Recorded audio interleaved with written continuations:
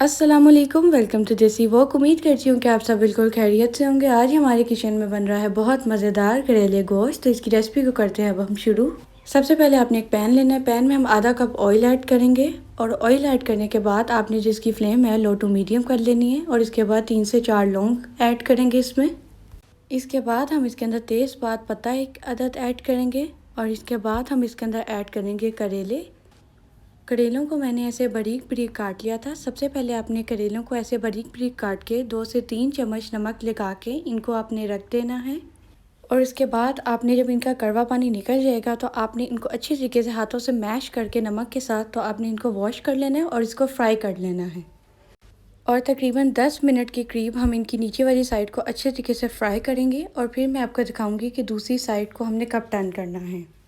पूरे 10 मिनट के बाद आप देख सकते हैं कि करेलों का कलर चेंज हो गया था। तो मज़ीद हमने करेलों को गोल्डन ब्राउन करना है। अभी करेले हमारे गोल्डन ब्राउन हो गए थे। मैंने इन्हें 25 टू 30 मिनट लो फ्लेम पे अच्छे तरीके से फ्राई किया था। अब चलते हैं नेक्स्ट प्रोसेस की तरफ। सबसे पहले आपने लेनी है एक वॉक में हम शामिल करेंगे मटन मैंने यहाँ पे ली है 2 kg। मैंने यहाँ पे मटन लिया था तो वो इसमें शामिल कर लेंगे।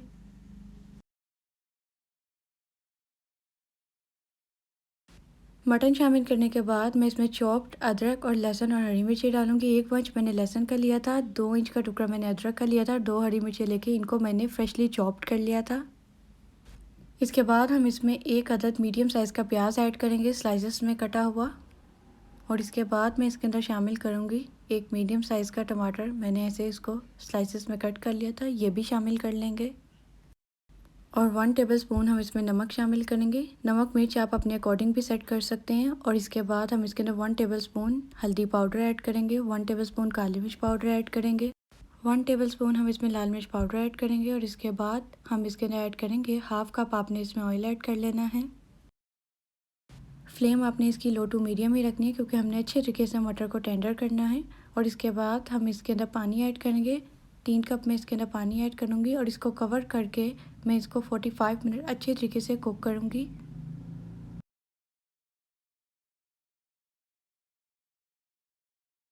45 मिनट्स के बाद हम करेंगे कवर को रिमूव। हमारा जो मटन था वो बिल्कुल डन हो गया था। मैंने इसको चेक कर लिया था, तो आप भी इसको चेक कर लिएगा कि आपका मटन है वो अच्छे तरीके से टेंडर हो गया कि नहीं। और जो हमारा मसाला था वो भी अच्छी तरीके से कुक हो गया था। इस स्टेज में आपने फ्लेम को कर देना हाई और इसके बाद हमने जो चीज़ें इसमें शामिल करनी है वो है साबुत मसाले। तो हम इसमें 10 से 12 लौंग ऐड करेंगे।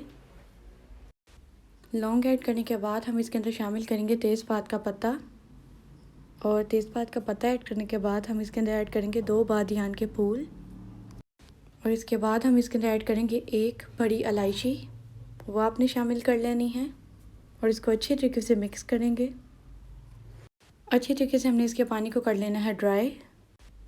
जब इसमें हाफ़ कप के करीब पानी रह जाए तो हमने इसके अंदर 1 टेबलस्पून काली मिर्च पाउडर शामिल करनी है और हाफ़ टेबलस्पून इसमें गरम मसाला पाउडर ऐड करना है और इसको अच्छे तरीके से आपने फ्राई करना है।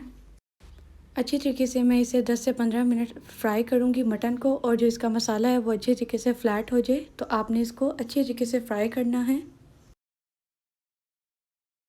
और इसके बाद मैं इसके अंदर शामिल करूँगी 1 टेबलस्पून साबुत सूखा धनिया और एक अदद सब्ज़ इलायची इसमें शामिल करेंगे और इसके साथ भी अच्छे तरीके से आपने इसको फ्राई कर लेना है। मसाला हमारा अच्छे तरीके से फ्राई हो गया था तो हम इसमें फ्राई हुए करेले शामिल करेंगे और इसके साथ ही हम इसके अंदर आधा कप दूध शामिल कर लेंगे और इन तमाम चीज़ों को आपने अच्छे तरीके से मिक्स कर लेना है और फ्लेम यहाँ पे आपने लो कर देनी है।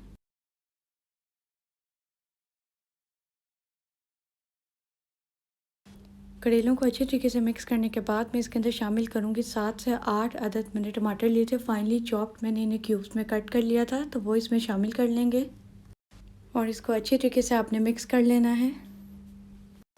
टमाटरों को अच्छे तरीके से मिक्स करने के बाद मैं इसको कवर करके 5 मिनट मीडियम फ्लेम पे दम दे दूँगी। 5 मिनट के बाद मैं करूँगी कवर को रिमूव और आप देख सकते हैं कि ये जो टमाटर हैं उनका जो पानी था वो रिलीज़ हो गया था। जब टमाटरों का पानी रिलीज़ हो जाएगा तो आपने जो इसकी फ्लेम है उसको कर देना हाई। तो इसके बाद हम जो इसमें शामिल करेंगे वो है प्याज। 7 से 8 अदद प्याज़ों को मैंने इसे स्लाइसेस में कट कर लिया था तो वो भी इसमें शामिल कर लेंगे सारे प्याज़ों को। फ्लेम आपने यहाँ पे हाई रखनी है। आपने बहुत ज़्यादा जो प्याज हैं उनको आपने बहुत ज़्यादा सॉफ्ट नहीं करना, तो इसलिए आपने इनकी जो पानी है प्याज़ों का और टमाटर का आपने हाई फ्लेम पे अच्छे तरीके से ड्राई कर लेना है। और जब प्याज़ों का पानी ड्राई हो जाएगा तो हमारे जो करेले हैं वो बिल्कुल डन हो जाएंगे। करेले जो थे हमारे डन हो गए थे, कोई आपने इनको दम नहीं देना, जस्ट वो हमने जो पानी इनका ड्राई किया था अच्छे तरीके से ये उसी में ही कुक हो गए थे। 1 टीस्पून मैं इसके अंदर शामिल करूँगी काली मिर्च पाउडर और इसके बाद मैं इसके अंदर हाफ़ टी स्पून गरम मसाला पाउडर ऐड करूँगी। और इसके बाद हम गार्निशिंग ऐड करेंगे। यहाँ पर मैंने थोड़ा सा धनिया लिया था, बरीक कटी हरी मिर्ची और यहाँ पे बरीक कटा अदरक लिया था। सबसे पहले हम गार्निशिंग में ऐड करेंगे बरीक कटी हुई हरी मिर्ची,